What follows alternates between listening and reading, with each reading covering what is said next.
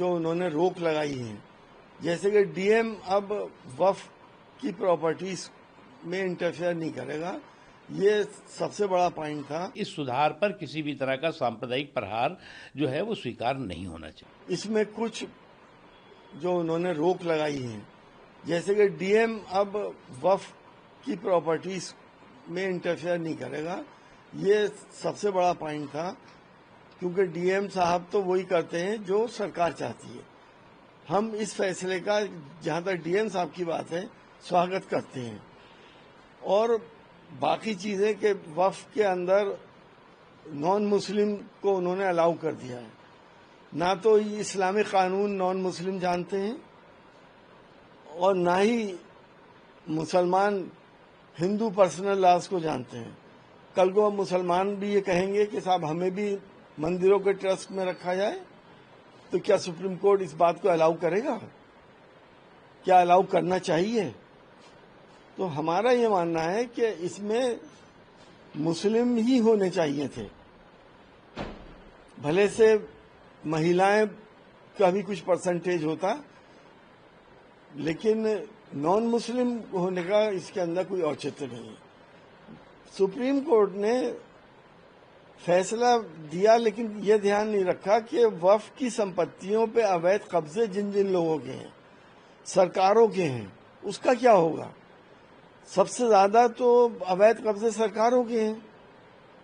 क्या supreme court उन संपत्तियों को फ्री कराएगा सरकार से, और अवैध कब्जों से जो पब्लिक ने कर रखे हैं?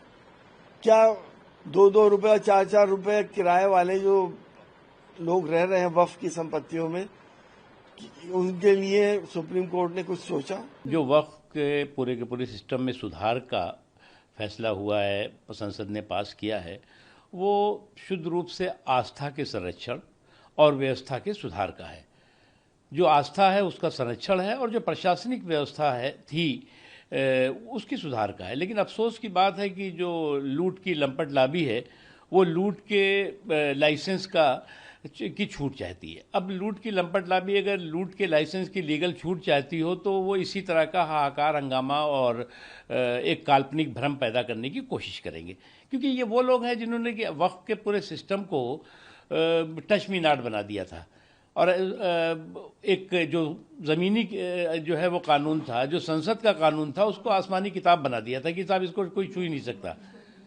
जहाँ तक सवाल है कि जो प्रशासनिक व्यवस्था है, उसमें जो है वो समाज के सभी वर्गों की हिस्सेदारी, भागीदारी इस नए कानून में जो है। अब ये कहते हैं कि जी नहीं, इस सेकुलर कंट्री में कम्युनल एंट्री और नो एंट्री का फार्मूला रहेगा, कि इसमें जो है वो कोई भी जो है वो दूसरे मजहब का जो है वो इस प्रशासनिक व्यवस्था का हिस्सेदार, भागीदार नहीं बन सकता। तो सेकुलर कंट्री में कम्युनल नो एंट्री का जो है वो फार्मूला नहीं चल सकता। दूसरी चीज़ ये कि मैं मानता हूं कि जो लोग इस पूरे के पूरे वक्फ के सुधार पर हाहाकार और हंगामा और हुड़दंग कर रहे हैं, वो शुद्ध रूप से ऐसी लूट की लंपट लाबी है जो लूट के लीगल लाइसेंस की छूट चाहती है, इससे ज़्यादा कुछ नहीं है। और इसलिए जो है वो जो भी कोर्ट ने इस पर फैसला किया है, सरकार ज़रूर उसको देखेगी। लेकिन मेरा मानना है कि इस सुधार पर किसी भी तरह का सांप्रदायिक प्रहार जो है वो स्वीकार नहीं होना चाहिए। माननीय सर्वोच्च न्यायालय ने जो भी निर्णय दिया है उसका अभी अध्ययन करेंगे हमारे जो खास करके हमारे वकील हैं वहां पर जो सरकार की तरफ से। लेकिन जो भी निर्णय आया है हम उसको स्वीकार करते हैं। और सबसे बड़ी बात यह है कि पूरे जो संशोधन अधिनियम 2025 है वक्फ का, उसको पूरी तरीके से उस पर कहीं को रोक नहीं लगाई है। कुछ चीजों पर रोक की बात की है, जो चीजें उठाई थी तमाम याचिकाकर्ताओं ने, कुछ चीजों पर अभी मुझे लगता है कि जल्दीबाजी होगी कुछ कहना। लेकिन मुझे लगता है कि जो वक्फ का संशोधन आया 2025 का, उसको लेकर रोक लगाने को माननीय सर्वोच्च न्यायालय ने कहा कि इस पूरे कानून पर रोक नहीं लगाई जा सकती है। तो जाहिर सी बात है ये जनहित के लिए लाया गया कानून है। और माननीय हमारे जो गृह मंत्री हैं उन्होंने भी सदन में कहा था कि हम शरिया के मामले में कोई बात नहीं कर रहे हैं। हम वक्फ बोर्ड को लेकर, जो बोर्ड हमारा बनता है वो संवैधानिक होता है, प्रशासनिक होता है। तो बोर्ड में जो 3 सदस्य को लेकर बात उठ रही थी बार बार कि उसमें गैर मुस्लिम नहीं आ सकते, उसको लेकर साफ तौर पर माननीय सर्वोच्च न्यायालय ने कह दिया है कि 3 सदस्य जो होंगे वो आप गैर मुस्लिम रख सकते हैं, क्योंकि ये वहां पर उसको वक्फ बोर्ड को चलाने के लिए और जो सदस्य 3 होंगे वो गैर मुस्लिम लिए जा सकते हैं, तो उस पर कोई रोक नहीं लगाई है। तो मुझे लगता है कि ये निर्णय अपने आप में ये बताता है कि ये जनहित के लिए, जो लोगों को न्याय देने के लिए जो वक्फ अधिनियम 2025 माननीय मोदी सरकार लेकर आई थी, उस पर पूरी तरीके से सहमत है माननीय सर्वोच्च न्यायालय भी।